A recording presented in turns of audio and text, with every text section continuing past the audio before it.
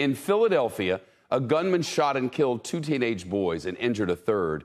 They were just sitting in a car outside a preschool. The shooting happened yesterday afternoon, just a half-mile from where a man and a pregnant woman died in another shooting the night before. City leaders are calling on the mayor to declare a citywide emergency over the rise in gun violence. But so far, he's held out, saying it's not a solution and will not make a big enough difference. Philly's on track to have its deadliest year on record. Police have reported 312 homicides since the first of the year. The city hasn't had more than 300 homicides this early in any year since the early 90s. They're up 34% from same time last year, more than 70% from the year before. As local officials work to find solutions, leaders of a crucial support system say they're nearing a breaking point. On the city's looming grief counselor crisis, here's NBC Philadelphia's Danny Freeman.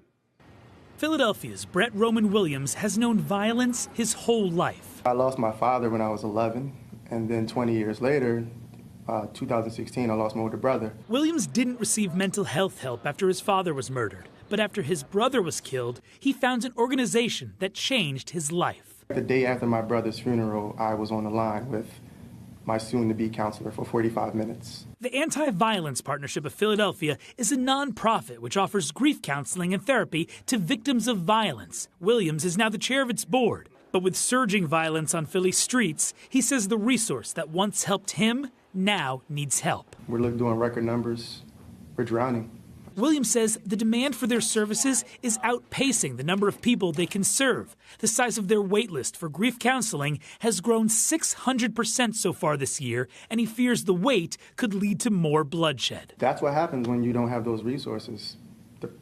That cycle of depression turns into a cycle of violence. It has been the most traumatic experience of a lifetime. The need for help on full display last week at an event supporting mothers whose children have been killed by gun violence. Sheila Williams' son Zoe was murdered 20 years ago, but her suffering has never gone away. There's not enough people out here to try to help us what we be going through. We are deeply committed. We are also impassioned. Philadelphia Police Commissioner DANIELLE OUTLAW says she's taken aback by the lack of grief counselors. It's disheartening, but there's a lot of providers out here, and hopefully, everyone will continue to step up in the way that they have. So after grassroots demand for more investment, in June, the city decided to budget $155 million to violence prevention. City Council member Jamie Gauthier feels grief counseling should get some of that funding. Grief counseling and trauma services are very important in breaking the cycle of violence. As the saying goes, hurt people hurt people. And that money is crucial because unless the violence stops, AVP needs to hire more counselors. You feel empowered and you can see the progress happening and you start to liven up. And that's how I feel about grief counseling. Now, in a statement, Philadelphia's mayor called grief counseling and trauma support a, quote, crucial tool to help folks and also stop those cycles of violence. But I should say, that gentleman from the piece, Williams, he says that it's all contagious. If one family member reaches out for help, other family members are more likely to reach out for help as well. That's a good thing, but of course that means more demand, and Philly is stretched thin. Shep?